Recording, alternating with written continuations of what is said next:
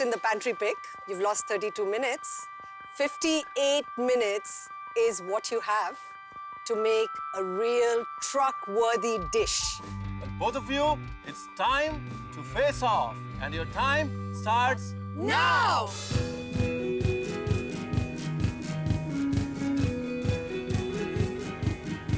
I'm making a pan-seared spiced chicken breast on a bed of poha and cream mash, which is flavored with lemon zest and a little spices.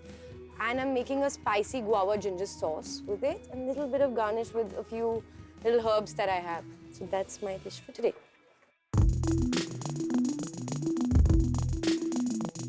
I'm doing a very simple curry that's just turmeric and pepper is the main flavor. Pepper mostly. It's a pepper curry. To do a starch, I'm doing a poha crisp, or my backup will be crispy fried poha, chicken rolled and cooked in the curry, and orange salad of sorts to give some citrus.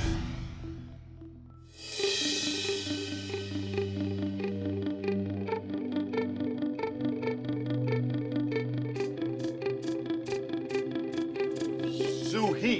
Hi, Juhi. What's going on?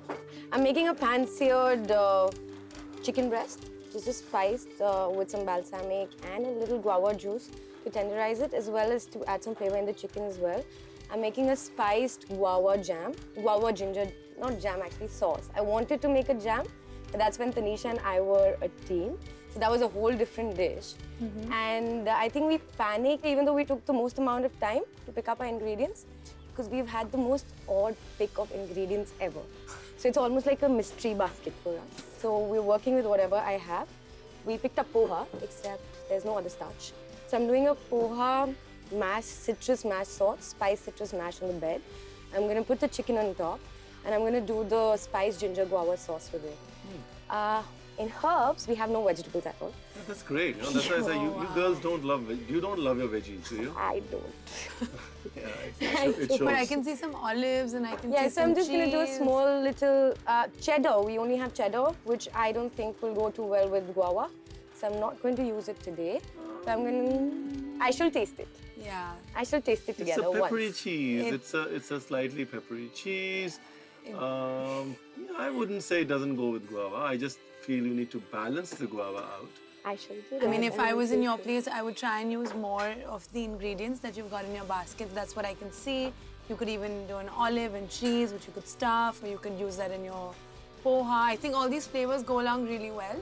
Yeah. So I I'm gonna do my think best. they could work. Don't think of it as, you know, it being all very different. Try Yeah. and come up with some interesting combinations. That's what you want to see.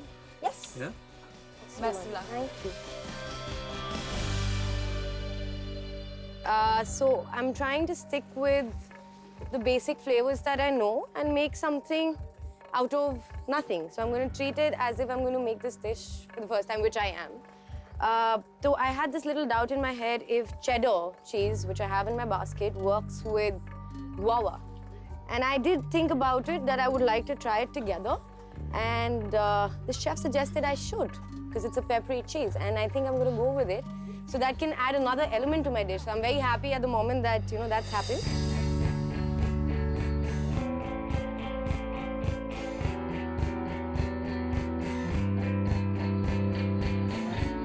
Hello. Hi. How's it going? So far, so good. Just as I had planned and organized it in my head and I put it down in my notes, I'm going according to that. So I should finish on time and hopefully everything works out. What do we have Are you here? baking a crisp or? Yeah, I'm trying that out. Of course, we did not think like the others we're going to do this dish. Right. The only thing we kind of thought was the guava, which is why we picked that up.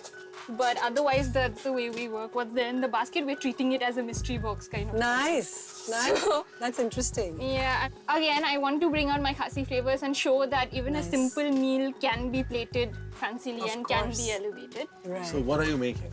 Which is normal Khasi food. It's what we call shatkala, and pepper is the predominant flavor in it. So it's a very simple curry with black pepper and turmeric. For starch, because starch is the very Khasi thing, I'm just trying to make this into a crisp of sorts. Thin. That's you know, poha. What you have here is cooked rice. Yeah.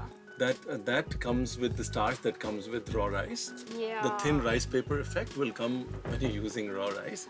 What you're dealing with is cooked rice. So, however, you can still make a crisp.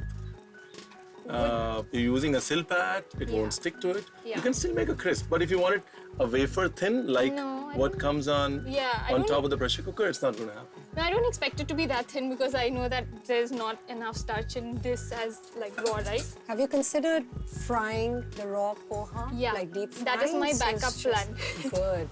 Good. That's my backup because that's another meal that we have of sorts to have with tea is fried poha. Tanisha, Yeah. if I were you, I'd stop right now Why? because this is very salty, and when it Very, dries, very salty. it's going to become It is? even more salty. Yeah. Soak another one then. When it dries, it's going to get very, very salty. Oh, yeah. Always I taste. went over. We Yeah. saved you here. Right? The rest Thank of you. it better be amazing. Always taste what you're doing. Yes, Good luck. thank you.